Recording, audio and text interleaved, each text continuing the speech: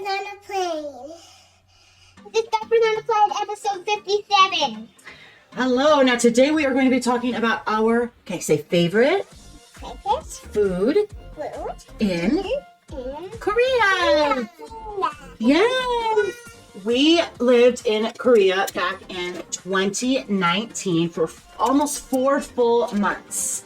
We lived at the international campus in Songdo, Korea, which is about a half an hour as the crow flies away from Seoul, though it took like 2 hours to get there. And so we got to know lots of foods. Number one, because it was really hard to cook in our apartment. We couldn't figure out the oven or this. We figured out the stove for a little bit, but the oven was like, couldn't figure it out. Well, why would you go live in a foreign country and cook the whole time? Yeah, that too. So the thing about Korea is there are so many amazing foods there. So what we're going to go over today is our short list, because we can definitely make a long list, and I'm sure there are lots of opinions. Like we say, we were only there for 4 months. So I think we could have tried a new thing every single day. So we did for a while. And then, but you should also know, like, Korea is incredibly expensive. So that's one reason we were trying to cook at home a little bit. Yeah, it is expensive there to eat out, but you got to do it. You got to do it. So this is going to be a short list of some of our favorite foods in South Korea. Yes. All right. So number one, you cannot go to South Korea and not get KFC. Now, we're not talking about Kentucky Fried Chicken. We are talking about Korean fried chicken. And I don't know about you guys, but I will never hear KFC and think of Kentucky Fried Chicken again. So what makes Korean fried chicken Korean fried chicken? Oh, I don't know if you can put a pin on it. Well, I think one of the things, from what I understand, is they double fry it. Oh, right, yeah. So they I don't know how it's made. All I know is it's super crunchy, super crisp, and should be spicy.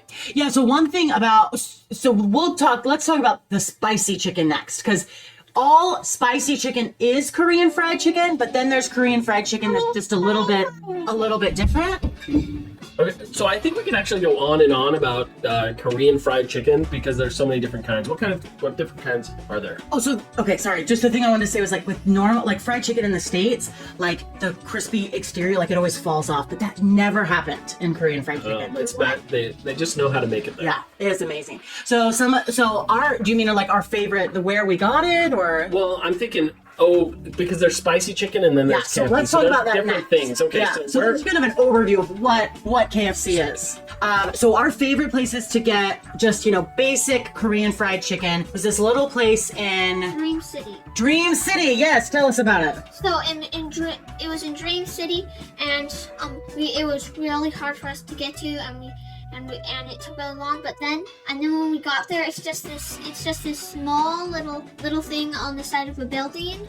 Just like a window. Yes, yeah. Just like a window, and then they give you these kind of tin boxes like that, but they're kind of smaller. Yeah. And and then when you open it up, they have sweet, spicy, and then I think they have sweet and spicy, and you can get like that, and then you can get boxes of 30 and yeah, that's specific. So where did we have this? Is actually a really fun story, because where did we first have this specific Korean fried chicken? We went to a primary activity. So primary is for children under 12 at our church, the Church of Jesus Christ of Latter-day Saints, and they were serving it as the dinner at the activity, and we were like, this is so good, but it was all in Korean, and we asked them about it, and they told us kind of how to get it, but there was no way we were ever going to find it. And then we just happened to be going to Dream City to check it out, and just happened to see the same, like Pai said, these same buckets with the same writing on them, and then we bought it. And then actually the day we left Korea, we had to take the bus back to the airport, and Gabriel took an extra trip all the way out there to go get it. He took the bus out there to go get it. It was so it was so good. But then we would also order it from the barbecue Sando at night when we were hungry. Someone in a scooter would deliver barbecue chicken with garlic sauce, all that stuff. So I'm assuming you can get it everywhere, all over Korean. It's KFC, Korean fried chicken. Essentially, it's crispy chicken with a delicious sauce on it. Yeah, but so good. Amazing. So then there's variations of Korean fried chicken. So I think those kind of things are for the tame Americans, right, that aren't used to spicy food. But if you really want to have an authentic Korean experience, you need the spicy chicken. So there's tons of different names for it depending on who's making it or their method of making it, or basically the city or province in Korea that makes it. But some of the names, who's gonna try and say these names? Jajangmyon Jajangmyon? Jajangmyon Chimek, I know is what it's called. Chimek chicken, Tongdak, and Yang. Yeah, so we first had the first one that starts with a D, Jajangmyon, and we had that at Sinpo International Market where it was originally made famous. And you're walking along all these international markets. So international markets are like these outdoor kind of vendors. Is this in Triple Street? No, Sinpo we took a bus out to it. One of the first places we went to there. And remember, we got like the incredibly spicy and everybody was crying, and we just like went to town. Miss Pie and I were the only ones that could eat the spicy. Good. So they give you, Yeah.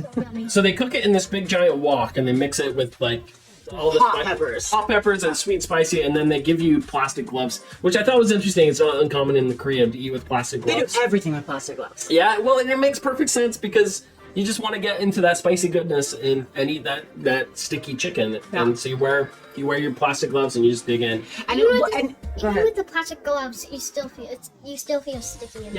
Oh, it was like eating crispy hot lava. It was so good. So it looks just like orange chicken from Panda Express, but doesn't taste like that. Like, so amazing. It's like it is a gastronomy all on its own. Well, you either have it as chunks of whole like chicken meat or on the bone, because I think we had like a lot of the chicken wings and whole pieces too. Yeah, and it's always covered in sesame seeds, so that's like a telltale sign that it's super spicy. I don't know what the sesame seeds. How do sesame seeds tell me you're spicy? I don't know. That's just what they cover. Oh, it's making my stomach grumble. I know. I think about food in Korea all the time. And we've had KFC and spicy chicken since we've been back in Utah at the Korean barbecue.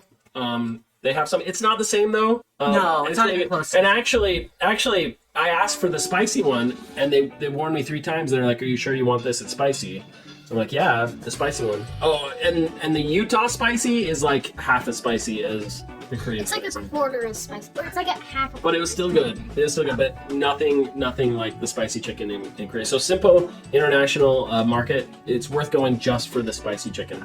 So I think you could classify Korean food in 3 categories. So one is Korean spicy fried chicken, one is Korean barbecue, and then one is just sugary sweets. Koreans love sugary sweets. We're gonna go over. Yeah, we'll talk. They're about gonna that, be mixed in, but we're gonna say something else about chicken. Nope, that's good for chicken. But yeah, no, that food in general. On to our third one. Here we go. They're glazed strawberries in Chinatown. So why don't you guys tell us where you can find the glazed strawberries and why they're special? Okay. The glazed strawberries are special because they're just dipped in a sugary syrup and then frozen on a skewer. It's kind of like candy apples, but it's a ton of strawberries on a skewer. It's like, what is it, Johnny Ranchers melted on like strawberries? Yeah, that's what it tastes like. That's a good description. And there's tons of food you can get in Chinatown. So there's like 3 or 4 things that sell glazed strawberries and they're super good. Yeah, so tons and tons of food. We could go on and on about the food in Chinatown, but the one thing you definitely want to get are the strawberry skewers. All right, next on our list is Jajangmyon. Jajangmyon. Can you guys pronounce that? Jajangmyon. Yeah, they nailed it. What's special about Jajangmyon? Because the noodles, they're not just normal color. They're udon noodles. Yeah. They're super thick. Yeah. And they're covered in black bean sauce. Yeah. So it's not the craziest thing in the world, and it's very popular. We actually went to Jajangmyon Museum. They have a museum completely dedicated to noodles in black bean sauce. That's because 7 million bowls of jajangmyon are consumed daily, not annually, daily. Wait, 700? 7 million. So you've got instant jajangmyon, like it's just one of those perfect foods. Yeah. It just tastes delicious, and our family could eat plates full of it. Yeah. So I don't know, there's not really anything you can compare it to, but probably like chicken chow mein would be like similar, because they do serve it with chicken or seafood or pork, but it's a much thicker, like Japanese type noodle. Right. And the sauce is very thick. So it's not really anything like that. But if you had to compare it to anything, I think it doesn't taste anything like it, but it's like if you went to the Philippines, you'd eat pancit canton. Yeah. If you go to Korean Chinese food is Jajangmyon. It has a rich history, which I don't think we'll go super in detail, but the museum talked about it a lot. But that is up high on our list of must-eat foods in South Korea. yeah, it's amazing. You can't go to Korea and not eat it. It's just part of the culture there. Okay, so we're gonna go from something like really delicious and like comfort food to who wants to read the next one? It's Beondegi. Yeah, what's Beondegi? There's silkworm. There's silkworm pupa. Yeah, where can you buy Beondegi? At mall. At malls? No, not mall. Yeah, markets? In markets. Yeah, like the outdoor market. Yeah, the outdoor market. Yeah, so just a disclaimer, we said this was our favorite Korean food. Now, we didn't necessarily enjoy eating these silkworm bugs, I did. but it was such a really unique cultural experience. So much of Korean culture has to do with this bug and how it sustained them. Yeah. What did you want to say, sweetie? I remember me and Pi had to spitters out. No, you didn't. You ate them all. Spit mine out. Yeah, we all ate Mine it. like a- So we haven't even said what it is. It's silkworm. Silkworm. What? We didn't say what it was. Oh, silkworm pupa. Anyway, it's bugs. Okay, so Beondegi, you can buy it in the markets. They have them in big walks, and they give you a paper cup, and you eat them with toothpicks. What do they taste like? It's hard to. Hard to describe. Yeah. So for me, they were like gritty. They had a little bit of fiber texture to them, and like a really tame chicken soup. Didn't really taste like anything. Yeah, they don't really. I actually, full disclosure, did not try them. She was chicken. You know what? I have very yes. I'm very weak when it comes to food. I knew I would gag and I knew I would throw up and I knew that would be really rude. So I just didn't do it. So silkworm pupa has a rich history in Korean culture for over 4,000 years. So I'm surprised you don't remember how you described it. You described it like a blueberry. Oh, it did. Yeah. They popped. They popped a little bit, and it's like the Beondegi juice would like splash in your mouth like flavor crystals. Actually, didn't taste like much at all. That was, but they kind of pop in your mouth. Yeah, they just You know, they're edible. They're edible, and so apparently they will cure Alzheimer's, and I have no doubt they're some very healthy food. You can buy them at markets, probably more fresh, or you can buy them canned at Costco. Pretty much everywhere has canned Beondegi. I actually brought a whole bunch back as gifts, and people were not amused. All right. Thanks for watching our video. So when you go to Korea, you can get all this yummy food and more. Bye, like and subscribe. We'll continue this in part 2. Stay tuned.